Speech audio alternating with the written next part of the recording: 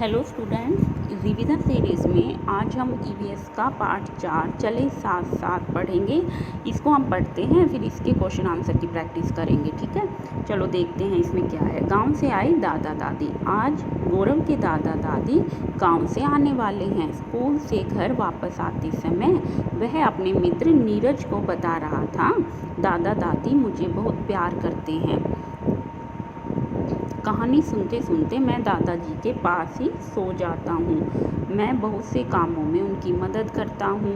मेरी दादी जी बहुत अच्छी दरी बनाती है, लेकिन अब उनकी नज़र कमज़ोर हो गई है। उनकी आँखों की जांच भी करवानी है। दादाजी के घुटनों में दर्द रहता है। वे बैंत लेकर चलते हैं। देखो ये सब बातें कौन बोल रहा है? गौरव। कौन बोल रहा है ये सब बातें? गौरव। किसके दादा दादी आ रहे हैं? गौरव के। गौरव किसको बता रहा है ये सब बातें? नीरज को। गौरव का दोस्त है नीरज। नीरज को ये सब वो बातें बता रहा है। क्या बता रहा है? दादा दादी मुझे बहुत प्यार करते हैं। आपके दादा दादी भी आपको प्यार करते हैं ना? फिर वो क्या बताते हैं? जो दादाजी हैं वो कहानी सुनाते हैं। मैं उनकी बहुत सारी कामों में मदद करता हूँ। दादी जी बहुत अच्छी दरी बनाती हैं। ठीक है, ये सब बातें गौरव ने अपने मित्र नीरज को बताई। ठीक है, फिर ये कुछ क्वेश्चंस हैं। क्या तुम्हारे दादा दादी या नाना नानी साथ रहते हैं? हाँ। किन कामों में मदद करते हो आप? बहुत सारे कामों में। किसी धार्मिक स्थल पर आने जाने में। धार्मिक स्थल होता है बेटे मंदिर वगैरह। अखबार पढ़ने में, दवाई लेने, घूमने व सामान लाने में, इन सब कामों में हम अपने दादा दादी की मदद करते हैं। नेक्स्ट पेज पे क्या है? बातचीत के दौरान नीरज ने बताया कि उसके नाना जी को अब कम सुनाई देता है। देखो दादा दादी के बारे में गौरव ने बताया। अब नीरज भी बोलेगा, भाई तुम आपस में बात करते हो, दो बच्चे, तो आप अपनी बातें बताते हो ना। एक ने बता दिया कि भाई मेरे दादा दादी आ रहे हैं और ये सब बातें। फिर नीरज क्या कहता है कि हाँ मेरे नाना जी को भी अब कम सुनाई देता है। कल मम्मी उन्हें डॉक्टर के पास ले गई थी। डॉक्टर ने उनके कानों की जांच की और कानों में मशीन लगाने की सलाह दी। अब नाना जी नीरज के साथ रोज पार्क में सैर करने जाते हैं। क्या तुम्हारे परिवार के किसी सदस्य को कम सुनाई देता है? यदि हाँ तो तुम उसे अपनी बात कैसे समझाते हो? तो इसमें इस बच्चे ने लिखा हुआ है कि मेरे दादाजी को कम सुनाई देता है और मैं इशारे करके उनको समझाता हूँ। फिर दादी से बातचीत। जब गौरव घर पहुंचा तो उसके दादा दादी आ चुके थे। गौरव ने उनके पैर छुए और उनसे लिपट गया। दादा दादी ने उसे प्यार से गले लगाया। दादी जी ने गौरव को बताया कि उनके पड़ोस में रहने वाली अनीता, जिसे बचपन में पोलियो हो गया था, अब व्हील चेयर से स्कूल जाती है। उसने अपने स्कूल में दौड़ प्रतियोगिता में भाग लिया है। उसे पुरस्कार भी मिला।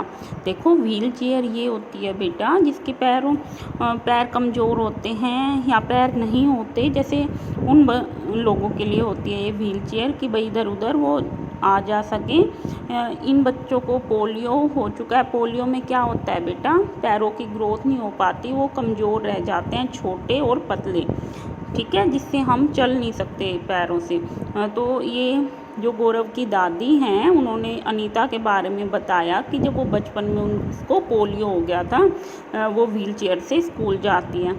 देखो आपने देखा होगा कि पोलियो ड्रॉप्स पिलाने आते हैं ना गवर्नमेंट ने, इसीलिए तो ये शुरू किया है कि सब बच्चों को पोलियो की दवाई पिलाई जाए, जिससे उन बच्चों को पोलियो की बीमारी ना हो और वो स्वस्थ रहें।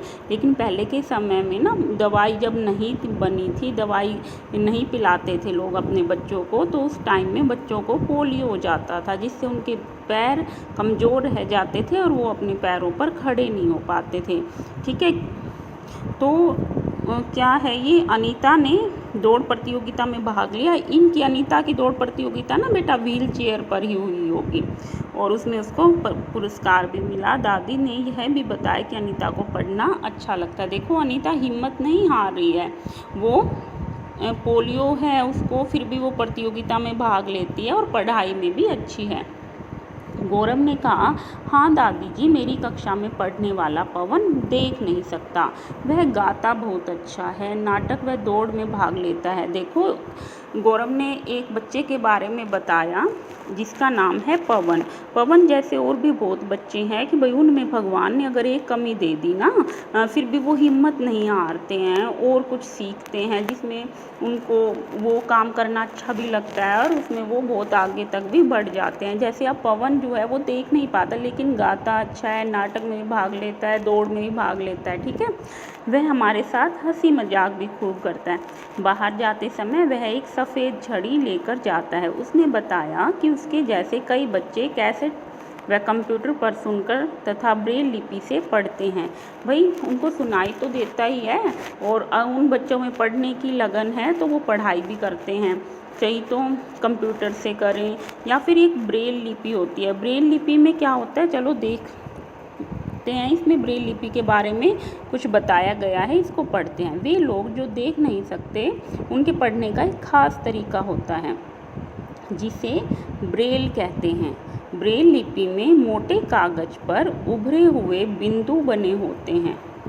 ठीक है, उभरे होने के कारण इन्हें छूकर पढ़ा जा सकता है। यह लिपि 6 बिंदुओं पर आधारित होती है। 6 बिंदु है ना बेटा।